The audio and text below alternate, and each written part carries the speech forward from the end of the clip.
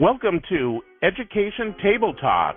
This is Michael J., your host, and really welcome you back after a really successful show last month, and really appreciated everybody listening. Today we have, as usual, three very, very exciting guests. We'll get a chance to introduce them in a little bit. You can hear our new music in the background that actually is working correctly at this show as opposed to the last one. Our topic today is looking at personalized learning. In fact, it's the title officially is putting the person in personalized. I think so often we think about sort of the institution of a process and we forget really the goal. And that really is the goal of today's show, is to really get at the very nature of personalized. I do want to mention right up front our charter sponsor, and that is MCH Strategic Data. They're really a wonderful group to work with. Do recommend them highly for all the myriad of services that they offer. And I think people forget they don't just offer services in education, but have a much broader offering, and I think that gives them really, really nice experience around serving your needs in K-12, in the K-12 marketplace. So recommend them highly. Again, as I said, our topic today is really looking at personalized learning. And it's an item that's really near and dear to my heart. For those of you out there who are listening who know me, I tend to sort of push the limits on some things occasionally, and that was true as well, particularly when I was in high school. I was pretty much a science nerd and really took very, very different approach to my educational process. Was involved with science fairs and took a lot of independent studies classes and was part of what they called then the gifted program. Who knows why, but in fact I was. And it really allowed me to really define my education a lot better. And I think that had a huge impact on the nature of who I am and how I think about the world around me. And I think that, personalized ultimately is a responsibility of the learner. But so often we put barriers in the way, and we teach kids, and you've heard me on the show mention this before, we teach kids how to play school, and so they are successful at what we traditionally think of school. And I think the discussion that we're going to have today is really about how do you break out of that model, and how do we provide ways for kids to be able to express themselves, pursue their interests, and really have a fundamentally personalized environment. And what role does technology play in supporting that, et cetera, et cetera. I know our guests will get to that. Speaking of our guests, today, again, as I said, we have three very talented people, all of whom I know quite well, which is really nice. So let me just say about each one of them. Barbara Bray, I've known for many, many, many years through multiple incarnations, and Barbara is a spirited person, to say the least. Barbara, tell us a little bit about yourself. Oh, well, that's great that you said I'm spirited. Michael, I've known you for, I think it's been maybe 20 years, and yeah. I had a similar situation as you in school. I was a good student, but not a real good learner, and that's why I really wanted to figure out a way to put the person back in personalized, and so this is really near and dear to my heart. In fact, maybe I should just tell you, I'm co-founder of Personalized Learning with Kathleen McClaskey, and that came out of several people saying, put your heads together, you might change the world. I don't know about that, but I've been writing and speaking all about making learning personal for years. So I really thank you so much for giving me this opportunity to be on this panel with you. Thank you. Really appreciate it, Barbara. Another speaker we have today, second speaker, Steve Nordmark. Steve and I actually co-chair the Tech and Dev group of the SIIA, and I've known Steve for many, many years. Steve, tell us a little bit about yourself. Thanks, Michael. As you heard from Michael, we co-chair the Tech and Dev Committee for the SIA, and that's where I get my geek outlet as well. I serve as the Chief Academic Officer for Novation, and at Novation we really focus on reducing the barriers to learning. We partner with educators, districts, education technology developers, content providers, always looking to implement innovative, personalized learning solutions. I've been in the ed tech space for about 20 years. My role as the Chief Academic Officer caused me to focus on the vision of ed tech to support personalized learning. I focus a lot on the research, analysis, and collaboration around the trends in learning science, interoperability, and technology architecture foundations. My technical background supports me a lot in thinking about the enablement and equalizer opportunities for technology, but my passion is really in serving all kids, especially those in the margins. So thanks for the opportunity to be on. Perfect. Yeah, and Steve's not just spouting words. He actually does what he says. So great stuff, Steve. And last is Sean Bay, and Sean and I have gone through about as close as you can be to war without being in the military, and that is that we were served on the SIF, the Schools Interoperability Framework Board, together. And I'll tell you, when you're on a board at the beginning of an organization, you're not telling somebody else what to do. You're doing it yourself. And so you get to know somebody pretty well when you're in the trenches with them. So, Sean, thank you for being on the show. Thank you, and I'm glad you and I both survived that, time in the trenches. Yeah, I'm the founder of eScholar, and what we've been doing, and this is how Michael and I got to know one another, we've been managing the data now, I guess, for about 25 or so million pre-K through 20 students, and I've been doing this for about 17 years now, and the reason we really have gotten very involved in personalized education, that's really the term I would tend to use here, and I could even describe why, is where we see the value in all that data, because we're collecting very detailed level data on behalf of states and school districts and institutions here. And a lot of the data is used for accountability, but where we see the value, where it really impacts learning, is where you can leverage those data to help individual students achieve their goals. And so that's really what we've been focused on for the past 5 or 6 years, is taking those data that would otherwise be just used for accountability and using them to help individual students learn. So thanks, Michael, for having me on. Perfect. Well, thank you. And that's always the biggest concern, is the data just gets sucked in someplace and doesn't actually have an impact on the learning itself. So that's great that your organization's evolving that way. So, well, before we dig into this topic quite deeply, and we will have plenty of time to do that, we're going to go to a segment that everybody tells us they love, and that is You Can't Handle the Truth. In You Can't Handle Your Truth, many of you who've listened to the show before may know, but I'll explain to those who haven't. We actually provide each of our guests with a rumor based on, in this case, personalized learning. And you, the listeners, as well as our guests, have to guess which of the 3 rumors is actually a truth, which is really the case.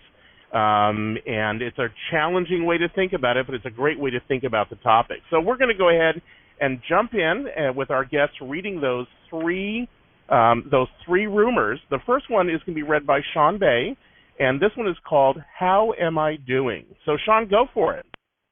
All right. Personalized learning typically has the learner take greater responsibility for their education. However, many educators are reticent about taking the next step, which is letting the student themselves do their own assessment. One British Columbia educational leader, who's both a teacher and an administrator, did just that. Once her class of 6th graders reached the end of the term, the students completed their own self-assessment. After putting considerable effort into the evaluation, one student wrote, "I don't like grading myself. I feel more comfortable being graded by someone else, like you, Mrs. Henriksen. You would be better at grading me because you have more experience with grading." Mrs. Henriksen answered the student by saying, "No one really knows you better than you know yourself." And she added, and another student got so upset about completing the self-assessment that he refused to conference with me about my learning in this term, or about his learning in this term. I'm not good at reading these things. And the student wrote, I think I deserve an F. Reflecting on this experience, Mrs. Hendrickson writes, I find it disturbing that grades are done to our students and not with our students. And it's sad that most students feel so uncomfortable about reflecting on their own learning and sharing this information with others. As for the student who was so hard on themselves, Ms. Hendrickson writes, I let him know that he did not, in fact, deserve an F. He'd done a lot of learning during this term. Unfortunately, that didn't seem to make a difference in his thoughts. Thank you for that, Sean. And you're a great reader. I know you were just emotionally choked up by this. So thank you for sharing that rumor with us. That's How Am I Doing? The next one will be read by Barbara Bray, and this one is called Don't Take This Personally. Go ahead, Barbara. Okay, let's see if I can do this, all right? So when Stoneham School District decided that personalized learning was the best strategy to retain students in grades 6 through 8, they were unprepared for the changes in classroom instruction. They modeled their efforts after some of the work that had been done in Rhode Island on student-driven instructional goals, where both the child and the advisor had to agree on how the student would be measured. And here's where the system fell apart. Some students found it hard to deviate from what they knew as standard curriculum, whereas others fully embraced this newfound freedom. Some students built their education program on activities they enjoyed most by showing how they would meet standards requirements through items they developed. While educators closest to this initiative were excited by these proposals, those at individual schools were taken aback. One administrator commented, "It's like we're handing the keys to the inmates. We're not preparing these kids for their futures by letting them decide their own curriculum." The district is in the process of making modifications to their program to provide a more limited set of tracks. One student said, "I knew it was too good to be true. I thought I could do something I like and do school at the same time." Thank you for that, Barbara. And it sounds like we both can relate to that particular story. That was Don't Take This Personally. And again, thank you, Barbara. So last but certainly not least, let's go to Steve Nordmark, who will be reading Me, Myself, and Other to us. All right. So Me, Myself, and Other. As part of a school board outreach, a school district in New Hampshire found parents like the idea of their children being introspective and taking ownership of their learning. But the parents couldn't find a way to balance this issue of student privacy. After much deliberation, the board decided that students could benefit from the process of personalization and introspection by playing the role of someone else. Students selected to assume the persona of sports figures, historical figures, musicians, even magicians, as they engaged in their daily lessons. Mr. Stockton, Assistant Superintendent for Curriculum and Instruction, said, "People have a long history of modeling their lives after that of those they admire. So we thought, why not apply that to the process of personalization? Learning how others learn and make decisions is a tried and true pedagogical process." One parent, who is also a professor at a local university, shared, "Building a clearly formed personal philosophy of human life and the universe is key to child development. And what better way to develop that than understanding the implications of decisions made by others?" While some claim that this is a rather odd way of using the term personalized, one child stated, "It's a lot of fun being someone else in class, but my parents still think that the grades on my report card are all mine." Well, thanks for reading that, Steve. That was Me, Myself, and Other. So we're going to come back to those three. Think about those three different rumors, and you can let us know what you think by tweeting us at hashtag ETTMAR. ETTMAR, and you can also tweet to at EdTableTalk. So at EdTableTalk. So let us know what you think. Our guests are going to discuss these at the end of the show. and we'll sort of hear some of their comments and around that. So thank you to all three of you for reading that. Let's go ahead and jump into the core topic, and that is really looking at this issue about putting the person in personalized. Who wants to jump in? Any particular thoughts? Well, I'm going to jump in. One of the things is I didn't really go into my passion and why I want to do this. And what I find is, in fact, Steve said something, and I really like what he said. It was reducing and minimizing the barriers and maximizing the learning. And one of the things that we found is that universal design for learning is something that has been created for special needs, but it really is for all learners. It's that idea of finding the strengths and challenges and then using those to help the learner define who they are and how they learn best, and then help them on their journey. And, I just want to open the door there because it seems like in some of it's about ownership and giving the learning back to them. And I think Sean mentioned accountability. The problem is right now is teachers are so accountable. If we can have the learners accountable for their learning and the teachers are guiding the process, then there's that feeling and they get the passion to learn and the purpose to learn. Barbara, this is Steve. I'm glad that you brought up the UDL. I think Universal Design for Learning, UDL, is key, and I view it as a major foundation for being able to personalize learning. So I'm glad that you brought that up because even though it does a lot of times kind of focus in on what people view as that special ed thing, it's not. It really is a foundation for all learners.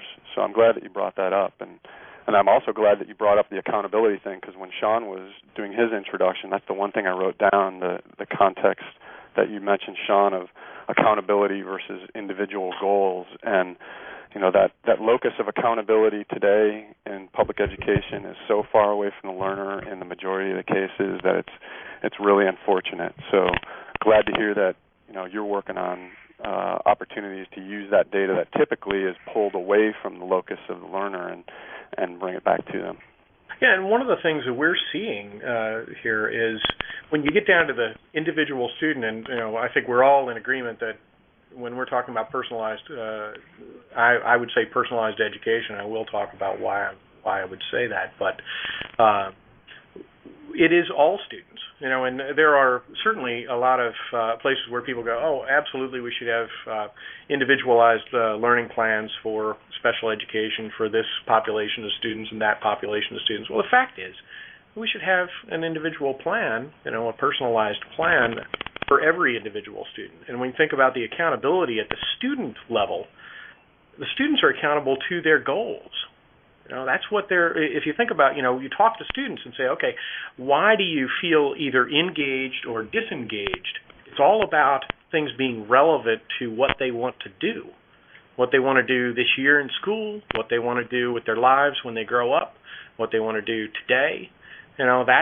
That's where the accountability has to be. So Steve and Barbara, I absolutely agree with you, particularly what you're saying there, Steve. When you look at accountability measures that are at some very high level, okay, in total are all the students of this type reading at grade level, you're right, it's so far disconnected from the student. But if we get down to the level of individual students and their goals, that moves them forward, and we change those numbers at the top. But now it becomes very, very real with individual students. One of the problems, Sean, and what we're finding is that students want this. We call them learners. We don't call them students anymore. We found that with personalized education and the way that is interpreted right now, it's something that is done to them. And we're trying to show that if a learner identifies themselves as a learner who could learn at any time, anywhere, and they own and are responsible for their learning, they are accountable for it, and they own it. The issue I'm having, we work with a lot of teachers who are caught in a system that is still the Carnegie unit. It still has the grade levels. It still has standardized tests. Yep. And so the issue would be how can we make this work that both teachers and learners can move toward this. And we're working with schools with multi-age co-teaching classrooms where they're looping the kids. Kids are staying with the same teacher for several years. And so there still might be the same structure, but they've opened the door to make it so it's a little more flexible. So I just wanted to throw that in. Right, and Barbara, I understand your distinction, and I think we all agree that personalized learning needs to happen. But I see it as kind of redundant. For example, it'd be like saying personalized grocery shopping. It's like we all go grocery shopping, and you know what? It is in fact fundamentally personal. What you shop for, what I shop for, what our tastes are, and all of those things. It just is, and we all know that. When I'm talking about personalized education, the analogy there is, okay, the suppliers, all of us, whether we're teachers, we're vendors, we're people who provide curriculum or whatever, it's how do we do the best job of supporting this learning process that just actually is fundamentally personal. So that's the distinction I'm drawing. I'm not disagreeing with you about personalized learning, but I want to focus on how do we, as the suppliers of education in all the different ways that we do it, how do we do a better job of focusing on each one of those individual people and their learning? Yeah, and I think one of the key things there is, the grading context. I love following what's going on with competencyworks.org. I've tried as best as I humanly possibly can to keep track of what folks are doing out there relative to competency-based, or some people refer to it as mastery-based or performance-based models. But the key thing is, focusing on what it is that you're able to do as opposed to some quote-unquote arbitrary grade. And the thing about the accountability versus the individual goals, when Race to the Top came out, and I heard that they were going to throw $350 million into research and development on next-gen, assessments, I was really excited because in my mind I was thinking they were going to move down that path. And although they've done some really creative things from a technology enablement of different types of items, it's still the old model. So it's perpetuating the old model as opposed to really focusing on the competencies of the learners. And without that focus, I think in the model, if that model doesn't change, you don't enable true opportunities for personalization. I'm going to jump in on one thing because we've worked with a lot of states that are using they're moving to competencies. They're part of the consortium with INACOL and Competency Works. The issue is that the teaching is still teacher-centered, and they're trying to figure out how can we make this so if the learner is going to take more ownership of their learning and the teacher is going to be changing this role, they have to kind of look at another way to identify how this works. So if competency fits in a learner-centered environment, then it might work more effectively. And that's one of the things, we've been talking to some of the next generation schools, the school districts there that have gotten Race to the Top. Some of the issues is how do we do this in this traditional system? They got to change the system. And that's what they're trying to figure out how to do it. Barbara, one of the things I'll say is we are absolutely seeing, even in some very large school districts, where they're able to focus on, personalized learning, personalized education, but this is where we're talking about the school district changing their focus. And one of our favorites is a big district in North Carolina that they're very focused on putting together a plan. It can be a really simple plan. It can be an elaborate plan for each individual student and knowing what their goals are. Sometimes they set their goals. Sometimes the goals are set for them by the teachers. But just knowing each one of those different sets of goals in the different classes allows the teacher to modify what they're doing with that student in a way that's more personal with that student and engages those students more successfully. And they haven't blown up the traditional school system there. In fact, they're doing this on a really big scale. But one of the big differences is just knowing the differences in those students and what those students are trying to achieve. Yeah, I applaud that, Sean. I think, definitely knowing more about the learner, especially to what Barbara's saying, if you're giving them more agency to take ownership of that, that's wonderful. I think one of the issues from a model standpoint always runs if you still have kind of that district curriculum and instruction pacing guide mentality, then that would run afoul of personalizing learning, because you're going to require the student to move at a pace that may not be ideal to him or her, and may actually start them at a particular starting place that is inappropriate as well, whether it's too easy or too hard. I want to jump in. I want to jump in. The one thing about becoming prepared for your future is you need to be able to self-regulate your learning. If the district or the teacher is doing that for you right from the beginning, right from kindergarten or preschool, you are learning how to give over that control. And you don't know how to be that critical thinker you're going to need for the future. We just put up a new post on how to develop an expert learner, and we need to create expert learners for all learners, and teachers. How do you do that? And you can't do that if the district is creating mandates and following, like Steve just said. If you're still developing that pacing guide, it's not personal.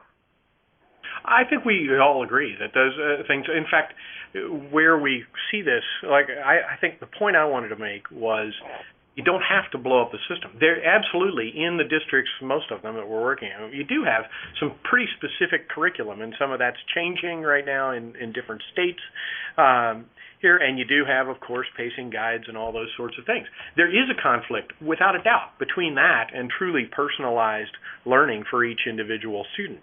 But just by understanding the differences for those students, teachers are able to create some flexibility. It may not really just be there in the curriculum and the pacing guide, but they're able to create it successfully today. Yeah, I agree, Sean. And the I want to jump in here. Personalizing education. Yeah, personalizing education, giving that the flexibility and understanding your learner better. Definitely agree with that, especially if, as you said at the beginning in your intro, you actually have some quality data, hopefully both based on their intellectual as well as social, emotional, and other profile. But ultimately, it's going to continue to run into conflict from a model perspective if the teacher is asked to do that type of flexibility within a 3-week time frame that she's allotted to for that particular unit. So we're going to continue this conversation. Hang on, Barbara. We're going to continue the conversation. I knew this was going to be like a stampede of horses this time. So hang on for a sec, because I want to make sure we get some of our segments going. We'll come back to the conversation. But I do want to say one of the ways that we compensate our guests, who are just doing an absolutely amazing job, of course, because this is something they're passionate about. One of the ways we compensate our guests, probably the only way, is that we give them the opportunity to donate $50 to a project of their choice. And I just want to give us a chance here to break the conversation, and let's talk a little bit about which projects you chose. We do that in most cases through Donors Choose, and again with the assistance of our sponsor, MCH Strategic Data. Again, very helpful in helping support that program. But and Barbara, you selected one in Oakland, which is Bring Tech to East Oakland, Computers for Aspiring Engineers. Tell us briefly, because I want to get back to the conversation. Tell us why you selected that. Okay, I live in East Oakland. I love Oakland. I worked in Oakland for 20 years. I actually worked with this school, helping them write their digital high school grant. When I realized that they have very little technology, and as a high school, I wanted to help support them. So they still need to make more to meet their goals. So if anyone wants to go there and help and support them, that would be wonderful.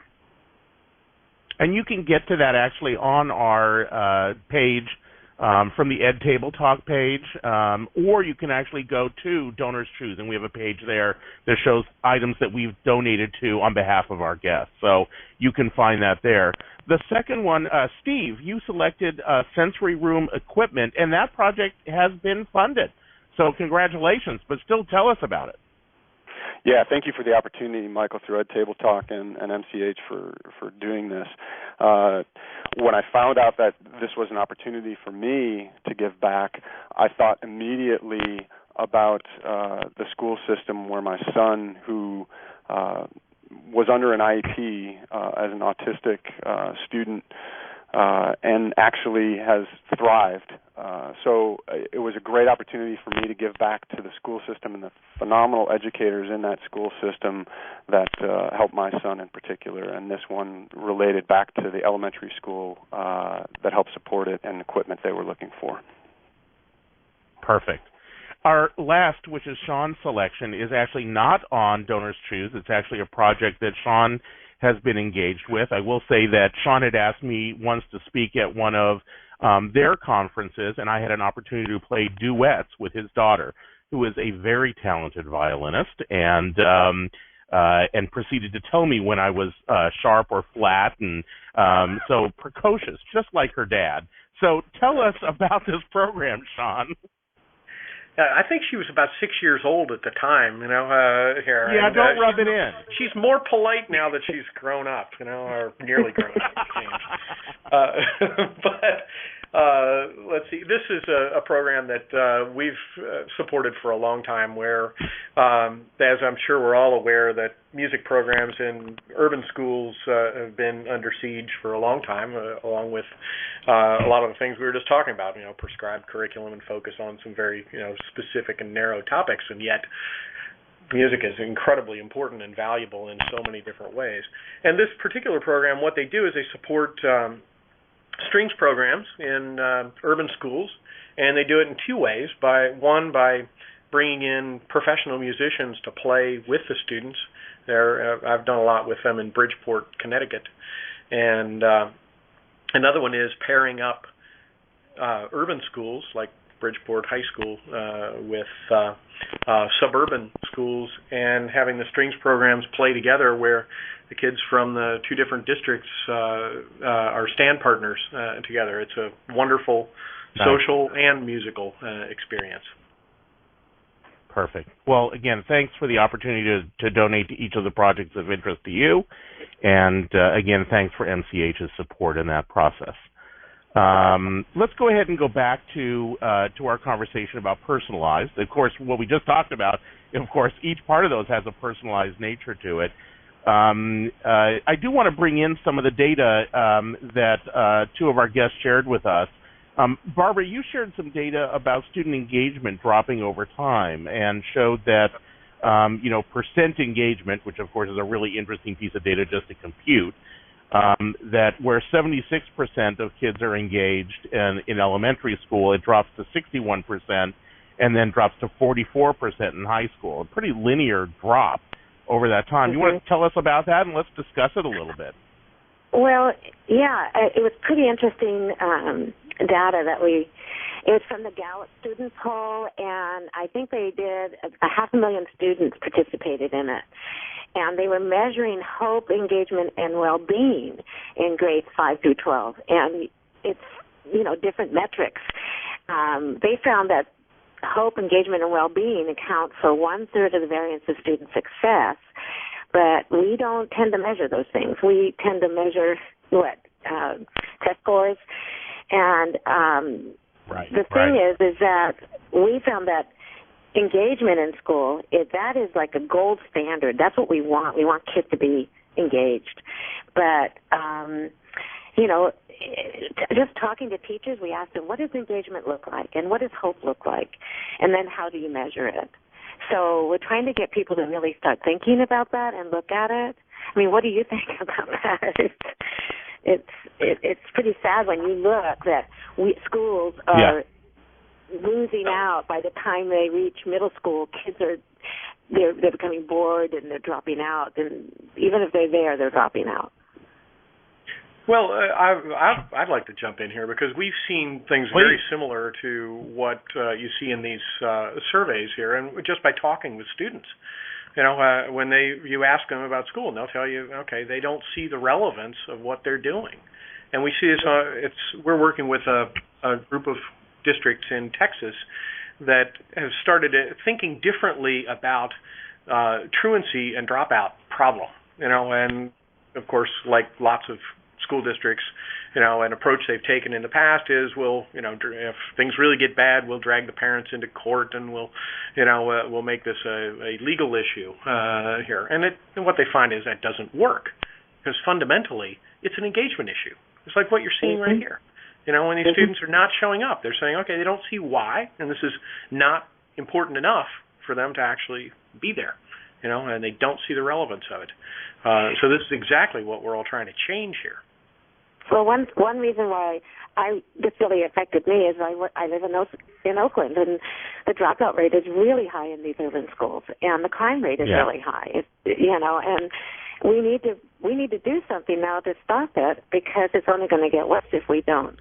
And we're losing too many kids. So, and they have to have some hope for their future. Steve, any thoughts? Yeah, no, absolutely. The hope is key, and I remember some stats. I don't remember the exact thing, but when I was working at a prior company around reading education, and it was focused on, there was a judge out of Detroit talking about the fact that, a lot of these students who have not been successful in school and don't find themselves in the school environment being satisfied turn to crime. And a lot of times it's easier for them to turn to crime than to be made fun of and or feel foolish in front of their peers. Yeah. I mean, I think bottom line is kids are engaged, right? I mean, they're just not engaged in the things that we necessarily want them to be engaged in. And I think how you bring those two together is really at the essence of personalized learning. Not that I think there's a good way to build an IEP around crime, but no. But there are ways to use those talents. We did have a question from one of our listeners who asked, how is personalized learning different from an IEP? And they also were interested if we could say something about LMSs, CCSs, and data analytics and tracking of students. I don't know if we have time to touch on all of those. I know we do, in fact, plan to have a show talking about learning management environments and data analytics. So let's focus on the first one on personalized learning and IEP. How are they different? How are they alike? Jump in for one thing. With an individual education plan, it's usually designed by the teacher or through the data that they get. Where if you have a personalized learning plan, and the learner is defining how they learn best. And like I said before, and Steve also reiterated about UDL, Universal Design for Learning, there are approaches where the learner can identify their strengths, their challenges, their interests, their aspirations, talents, and more. And with that, they can also put together their own goals and plans, and the teacher is guiding this process and helping them monitor it. So it's not an IEP per se, but it's similar. It's just that the learner is now driving it. Yeah, I think there's definitely commonalities between the two because, the IEP, when done well, will focus on the strengths of that learner as well as the deficiencies and try to scaffold approaches to help enable that learner. So it definitely is focused on a personalized approach. It is really thinking about that learner. I think the only difference that I would see is the individual education plans are typically more isolated as opposed to more of an overall model within education and throughout every aspect of that learner's opportunities. And one other thing. Can I just jump in real quick? One other thing is, with response to intervention, they tend to look at where they're failing, and with personalized learning, it's more response to learning. They're looking at where they can catch them before they fail. So that's what I see the difference. Yeah, I think we're all seeing that there are a lot of similarities, and I think one of the big differences that we see is it lets the student take the reins, because initially some of them may be, failing, or you might be failing in some areas here. So sometimes, and it's funny, I pick on my kids all the time when I talk about this. It's like I have a son who's very much into science, but language arts is not his thing. Okay, he's not setting his own goals in language arts. He still doesn't like it, so he doesn't. He sets his own goals and has since he was a little bitty kid in science and math, but not in language arts. Okay, so you need to have both of those things, but the big difference with personalized learning is that the individual can drive here. They don't have to drive everything completely on their own, because what we see is, in a lot of cases, students aren't ready to drive everything. Somebody else might need to push them a little bit in a few areas. So, Steve, you shared with us some case studies that came out of a conference last month. Earlier yes, this month, correct. I can't keep track. Yep, can you talk a little bit about those case studies? We won't have a lot of time, but yeah, I'll highlight go ahead. one in particular. I think some folks have heard of it. If you haven't, it's about the Education Achievement Authority in the Detroit area, and really focused on them thinking of a complete restart and new model towards education. And they did focus on, not just reworking that model, but moving away from seat time, focusing on competency-based learning. There definitely was a deliberate focus on universal design for learning, giving them multiple options for engagement and representation, and then active expression during their learning. The core principles, they focused on methods and tools and practices that promote student ownership, a lot of what Barbara's been highlighting, ownership of their learning, and creating opportunities for the learners to discuss and truly understand their goals and their progress. And the one thing that I thought was particularly interesting in the case study that was shared was around the professional development aspects for the teachers, and really emphasizing that shared mindset and vision at the beginning, and then really involving them and view themselves as creating and designing personalized learning, and especially leveraging the data to help guide that learner growth. Perfect. All of these resources, by the way, the things that Barbara shared, also Steve, will be posted on the Ed Tabletop website, so you will take a look at that. Any thoughts, Barbara, or Sean, around what Shared has shared? I don't know if it's just me, Michael, but you were kind of breaking up. Yeah, it was hard to hear what you just said. Steve, do I sound okay? You sound fine, Barbara. Okay. I read the report and the case study, so I'll just, I agree with the 5 pillars, what they said, and some of the approaches, and you're right, that if the teachers have the ability to have flexible learning environments, it's just I still see teachers working harder than the kids in this. So, even though they're making flexible learning stations, I don't see them turning the learning over to the kids enough in here. So maybe I just need to read it over again. Yeah, and I apologize. I can't say, I have not been directly involved with that effort, so I'm learning secondhand through a variety of different sources. So I definitely was encouraged by the model that they're focusing on and adjusting the opportunity for pace. But I can't speak to the firsthand knowledge of how much they're providing that student to, really take ownership. They definitely are moving in that direction, and that's what I was really encouraged by. Yeah. We have been seeing is when you give the students the opportunity to pick, a topic, a thing for them to focus on, they start thriving more. If you just say, okay, here's what I want you to do, okay, they'll do just enough. And, of course, I'm sure we've all seen this with our own children as well. We say, okay, but here's something, if this is your goal, This is something you want to show. It's funny. A few years ago, I got to see a big initiative that, believe it or not, Memphis City Schools, put together, where they had more than 100,000 students present their own projects, to the community, as a audience and a jury there. Students got to pick their own topics. It was amazing what they did.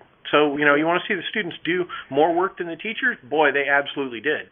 It was, designing, building a scale model of a house, explaining how the fault under Memphis works and what dangers it is, and even why it's such an infrequent earthquake that might happen there in Memphis, and yet how devastating it could be when it does happen, and all those kinds of things. This was not somebody told them, you got to do this.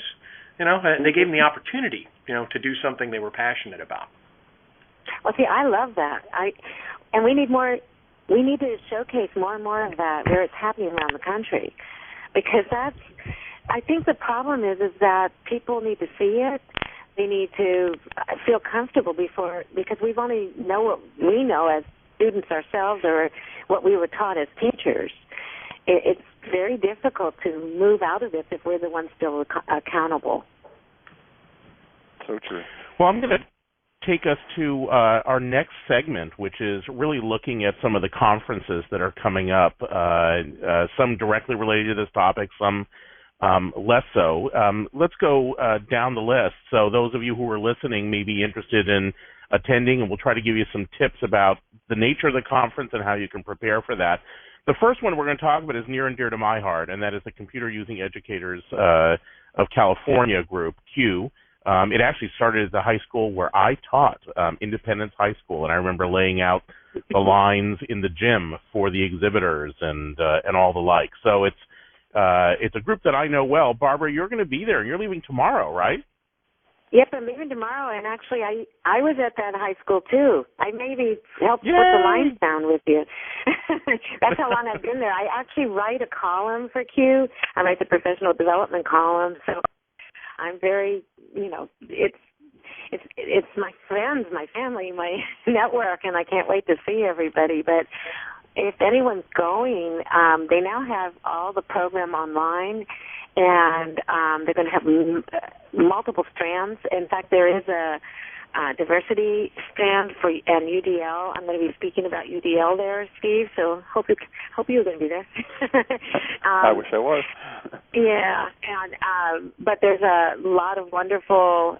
It's a bigger conference this year. It's already bigger than last year. So we know that there's more people coming. It's going to be fun. Michael, you're going to be there? I'm not, unfortunately, because I agree. It's like family. Palm Springs. It's too warm. I need all the rain from the Pacific Northwest. So it's. Let's move to the next conference we have here, which is the SIIA EdTech, the Ed Industry Summit. Steve, you're going to talk to us about that. Sure. This is it's an event that happens in San Francisco, typically beginning mid-May. I think this year it's mid-May, and it's always a great opportunity to really learn a little bit more about what's going on in the industry.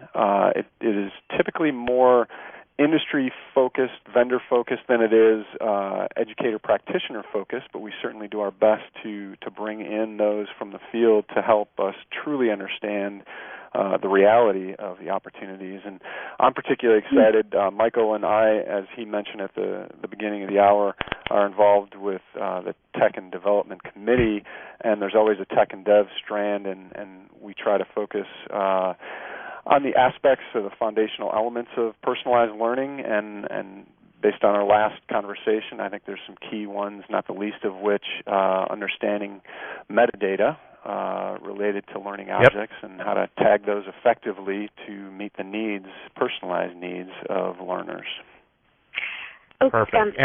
And I'd like to go there. Go ahead, Barbara. It's right next. I live here. Well, look at getting you invited.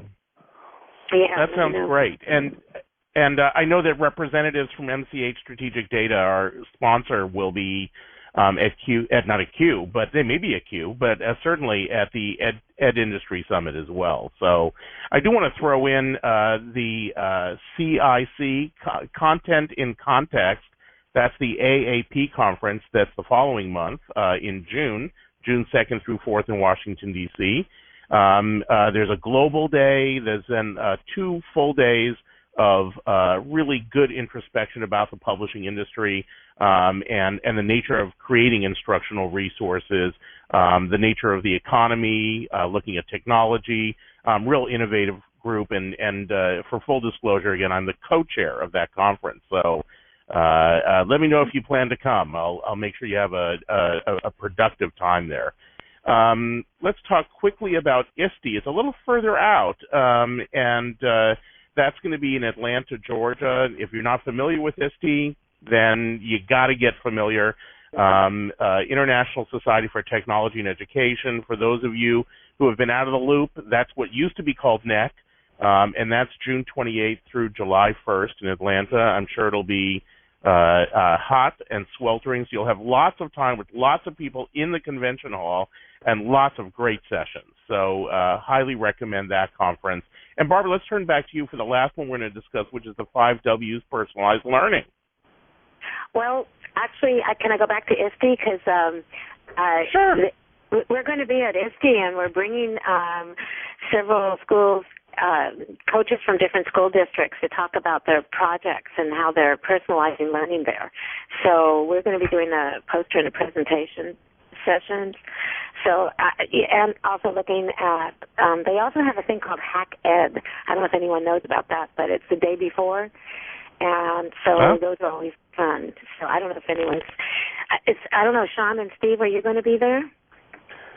This is, ironically, the first year I'll miss ISTE since 2005, I think.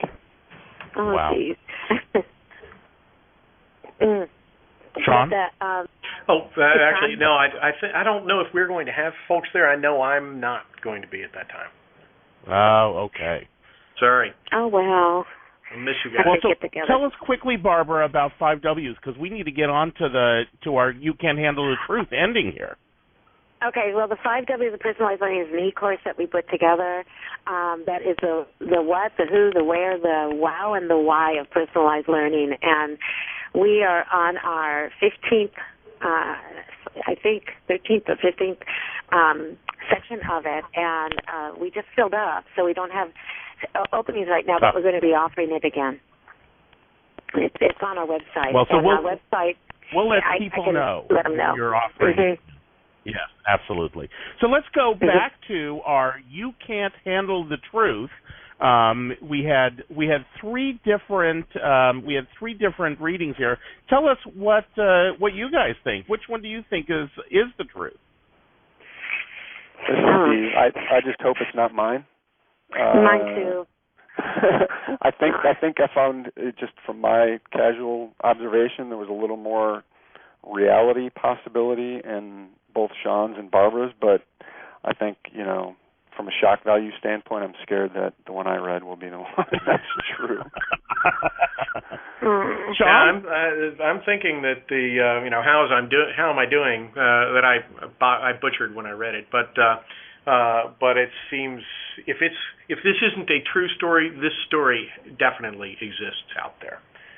I think that students. It's an interesting thing when you think about evaluating. How students are doing here. How can they really evaluate themselves? Because clearly some of them are much harder on themselves. When you say evaluate yourself A through F, it's like I came to school, therefore I get an A. Maybe I feel that way. Barbara might say, if I didn't get everything exactly right, then she feels like she failed. It's like, come on. So that part wouldn't work, I don't think. But how do you solve this problem? How do you really put that in in students' hands? It's an interesting struggle. I'm just hoping, don't take this personally, was not true, because they wanted to personalize learning as the best strategy to retain students. That scared me. Yeah. So which one is true? So which ones do you? Where does it look like we landed? There's how am I doing, which is You're going for Sean's? Yeah. Yeah, me Sean? too. I'm thinking that one's true. Well, Mm-hmm. well, you'll be happy to know that both our listener audience and the three of you are the first groups to get it correct. So obviously, I'm not doing my job quite as well, but you got it right. That's actually the truth. How am I doing? That's actually from a blog by a teacher administrator in Surrey, British Columbia, and we'll have that posted up at the Ed Table Talk as well. So she really did it more for introspective reasons, thinking about the sense of her teaching, and I really found it was very, very interesting. So thank you all for participating in that. That's always a lot of fun. So let's see. Where are we? We're getting down to the end of our show here. Do you have any sort of final thoughts around personalized? You've got like 30 seconds to tell me, and then we'll do the what would you tell at the end. Any last bits you want to share? Well, I guess I just think that it's going to take time, and you need a common language around what is personalized learning.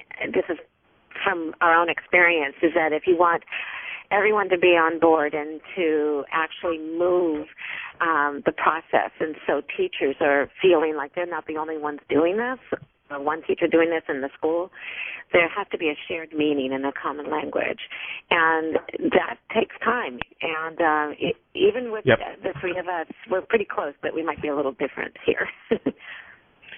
Well, I think it is going to take time. I think one of the things that we've seen is there's a lot of mechanics to this. You know, like, how are you really going to do this? We've talked about, you can see all of the, all of the things that we could struggle with, whether it's pacing guides or you name it here. What we've seen, though, is once you actually have that connection between the teacher and the student's own goals and what's relevant to those students, a lot of the rest of those mechanics actually can be dealt with. But without that, I think we would just, I think we'll struggle for a long time. But if we start with that, right, with focusing on the students here and their goals, that we can get through those other things, the mechanical things. And Steve? Yeah, I think you redefine the model first.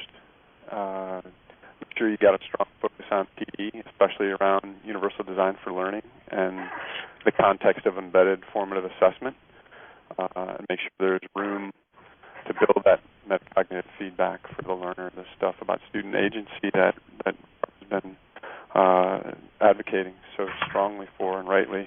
And technology will get pulled in as an enabler and an equalizer within personalized learning in those spots where it can be most effective, and it truly can. You can do so many things to scale that you couldn't do without it, and so many more creative opportunities that you couldn't do without it. But until you start with that model first, it's not going to be pulled in the right ways. Well, thank you. Thanks, all three of you. I know we'll hear just a little bit from you towards the end.